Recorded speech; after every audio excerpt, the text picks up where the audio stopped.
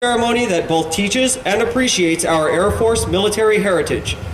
Drill is an integral part of military history, a prominence that rests on the fact that its fundamental purpose was to prepare troops for battle. For the most part, drill ceremonies practiced in the past were identical to the tactical maneuvers employed on the battlefield.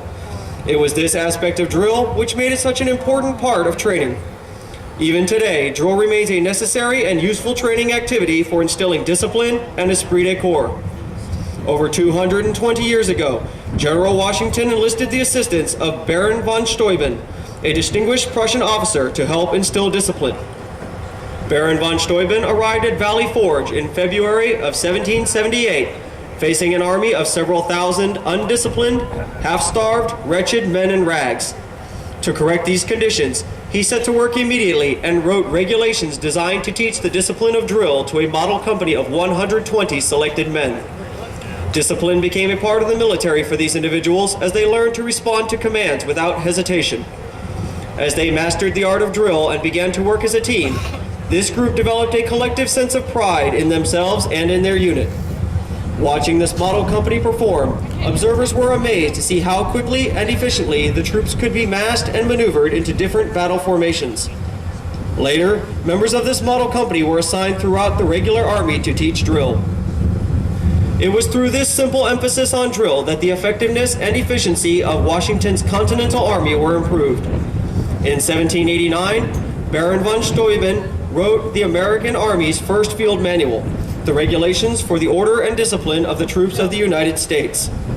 The drill procedures placed into effect at Valley Forge were not changed for over 85 years, and many of these same procedures are still in use today. One form of drill is the salute. Since early times, men of arms have used some form of salute as an exchange of greeting, the most popular of which has been the hand salute.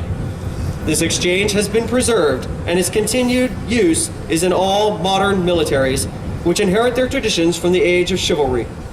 Throughout today's ceremony, you will see the airmen presenting arms as one form of the military salute. The civilian counterpart of the salute is manifested in various ways, such as placing the right hand over the heart when the national anthem is played, or raising the hand when greeting a friend. The military salute is given in the same manner, as a gesture of recognition and a friendly greeting to a comrade in the honorable profession of arms.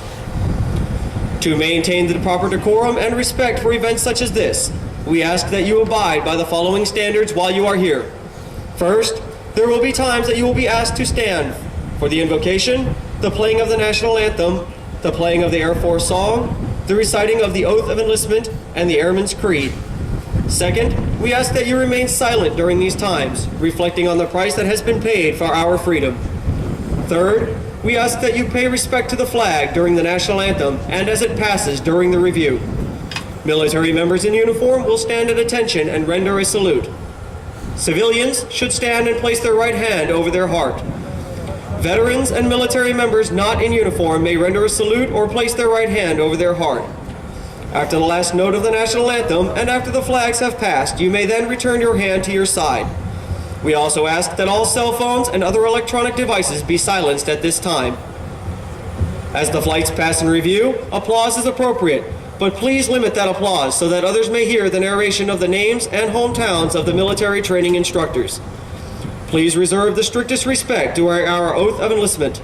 During this oath, airmen pledge their lives to support and defend the Constitution and our country.